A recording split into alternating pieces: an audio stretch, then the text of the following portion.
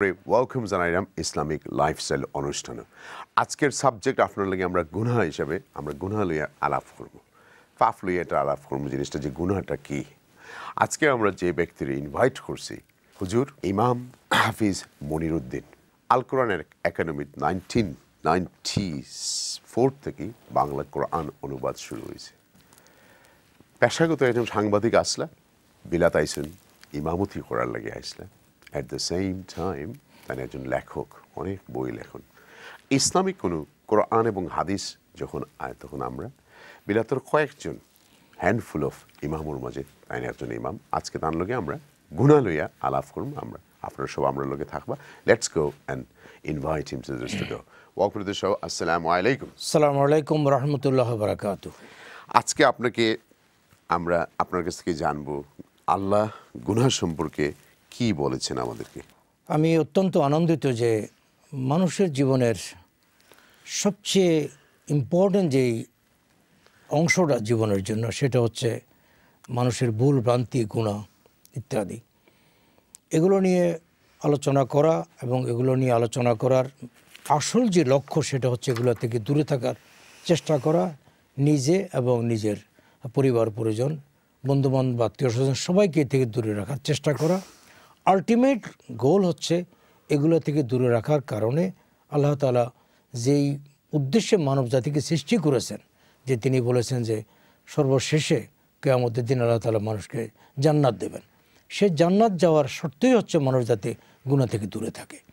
সুতরাং সেই গুনাহগুলো নিয়ে আমাদের আলোচনাটা অত্যন্ত সময়োপযোগী। I am really glad that আমরা কিছুক্ষণ সময় গুনাহ নিয়ে আলোচনা করব। আমরা সবাই জানি যারা মুসলমান যে গুনার কারণে আদম এবং হাওয়াকে দুনিয়াতে পাঠানো হয়েছিল। এটা ফান্ডামেন্টালি রং, এই কথাটা ঠিক নয়।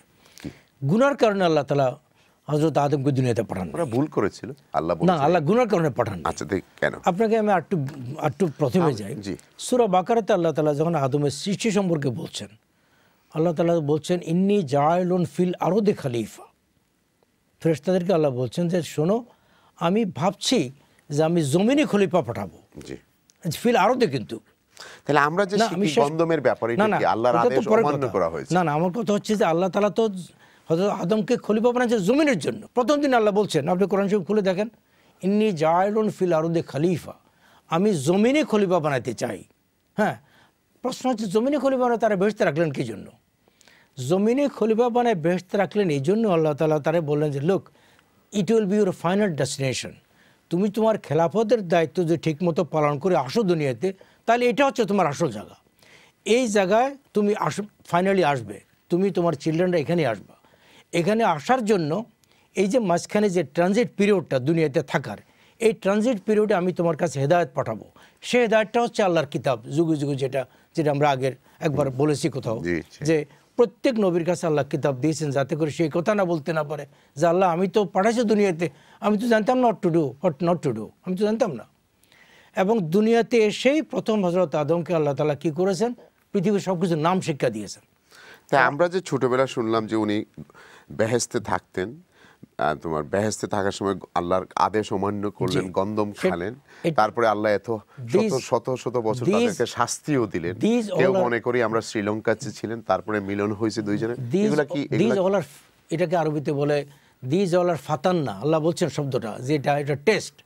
এটা তাকে যে আমি এত বড় কাজের জন্য মনোনীত করতেছি দুনিয়ার খলিফা করার জন্য, তাকে আমরা টেস্ট একটা করাই আমি। সেই টেস্ট করার জন্য আল্লাহ তাআলা তাকে জান্নাতে রাখছেন। জান্নাতে রেখে শয়তানের প্ররোচনা দিয়ে এই কাজগুলো হলো।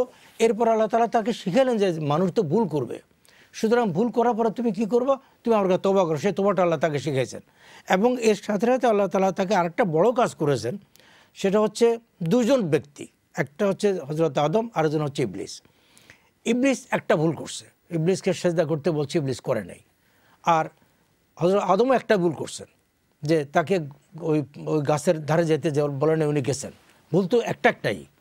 একজন মানে আবাদুল আবাদ পর্যন্ত চিরন্তনভাবে শয়তান হয়ে গেল, আর একজন আল্লাহ নবী হলেন এবং তিনি নবী হওয়া মানে তো নিষ্পাপ। এখন এটা হলো কেন? এই অ্যাটিচিউডটা আল্লাহ তাকে পরবর্তী প্রজন্মের জন্য, এই পরীক্ষাগারের জন্য এই কাজটা করালেন, যে দেখো ভুল তো এনিবডি ক্যান ডু, ভুল মানুষ করতেই পারে। ভুল করার পরে তোমার অ্যাটিচিউডটা কী হবে। আল্লাহ তাআলা বলছেন আদমের অ্যাটিচিউডটা হলো এই, ভুল করার সাথে সাথে তিনি বললেন রব্বানা জালামনা আনফুসানা, ইয়া আল্লাহ আমি এবং আমার স্ত্রী আমরা দুজনে ভুল করছি, তুমি জুলুম করছি আমাদের উপরে, তুমি আমাদেরকে মাফ করো, না হলে আমরা ধ্বংস হয়ে যাবে। আর আরেকদিকে যখন ইবলিসকে বললো তুমি এই কাজটা কেন করলা, সে সাথে সাথে বললো যেন তুমি আমাকে তার চেয়ে বড় বানাইছো, আমি এটা কেন করতে যাব, আমি তো তার চেয়ে ভালো। এটা হচ্ছে ইবলিসি অ্যাটিচিউড একটা। আই ডোন্ট নো আমি কথাটা বুঝিয়ে দিতে পারছি কিনা। একটা হচ্ছে আপনি একটু মনে হয় ইবলিসি অ্যাটিচিউড, শয়তানের অ্যাটিচিউড হচ্ছে সে জাস্টিফাই করে নিজেকে, সে ভুল করলে জাস্টিফাই করে। আর মানুষের অ্যাটিচিউড হচ্ছে জাস্টিফাই না করে সে আল্লাহর কাছে ক্ষমা চায়।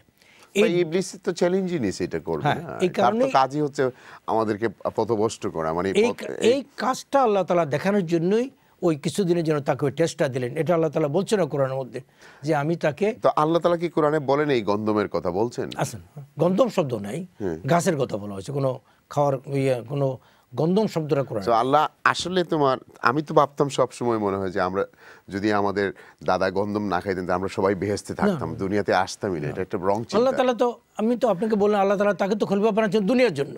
গুনাহের শাস্তি এগুলো তো অনেক ভয়ঙ্কর। এত ভয়ঙ্কর কেন? এত কষ্ট, চামড়া তুলবে, বরল বাইর করবে, আবার চামড়া লাগাবে, একটু জেলে রাখলেই তো হইতো। আগুন লাগাবে, পুড়াবে, সাপ দিয়ে কামড় দিবে, এগুলো শুনলে তো শরীরের অবস্থা একদম অবস্থা খারাপ হয়ে যায়। দেখুন জানাব, আমি আর আপনি বেহেশত দোজখ বানাই নাই, না। আমি আর আপনি মানুষ বানাই নাই, আমি আর আপনি কাউকে নবী বানাই নাই, শয়তানও বানাই নাই। লিভ ইট টু আল্লাহ। আল্লাহ তাবারক ওয়া তাআলা মানুষ বানিয়েছেন এবং তিনি শাস্তি নির্ধারণ করেছেন।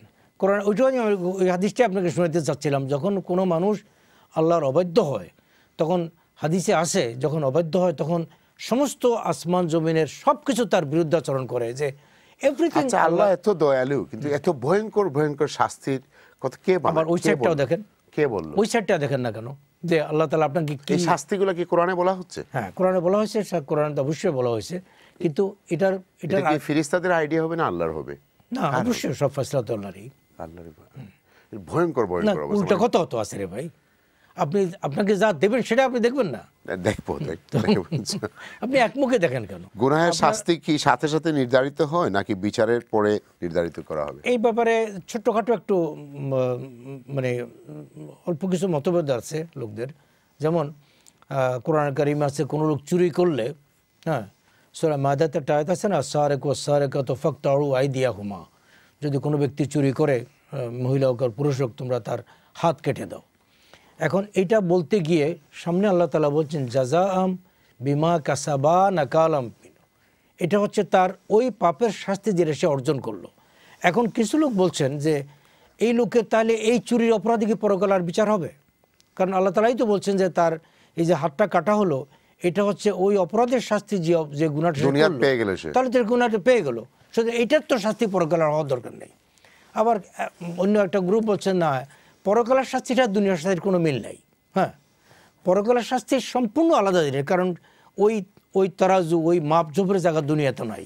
এটা হচ্ছে সামাজিকতার জন্য। আচ্ছা, গ্রুপেরটা ছেড়ে দিয়ে আল্লাহ কি ডিসিশন নিলেন এটা তো জানার দরকার না। আল্লাহ কি করলেন? আল্লাহ তাআলা তো স্পষ্ট বলছেন যে আল্লাহ তাআলা সব গুনাহ মাফ করে দেন, একদম ক্লিয়ার কাট কথা। ইভেন যদি মানুষের হাদিসে আসে না, যদি কোনো মানুষ শুধু আল্লাহকে স্বীকার করে, আল্লাহ তাআলা তাকেও জাহান্নাম থেকে বের করে নিয়ে আসবেন। ইভেন বলছে সরিষা বরাবর যদি তার মধ্যে ঈমান থাকে, সে ব্যক্তিও ফাইনালি জাহান্নামে থাকবে না। Thank you. বিকজ আমরা একটা ছোট্ট বিরতির চাইব, কিন্তু বিরতির পরে আইয়া আমরা জানতাম চাইব যে আদম আলাইহিস সালাম আসলে গুনার কারণে পৃথিবীতে আইসেন নি না আল্লাহর এটা আদেশও আসিল, গুনাহটা আসিল জাস্ট একটা পার্ট অফ ইট। এটা নিয়ে জানবো, কারণ আমরা অনেকে ওর মাথার মাঝে হলো যে আদম আলাইহিস সালাম হয়তো পৃথিবীতে আইসেন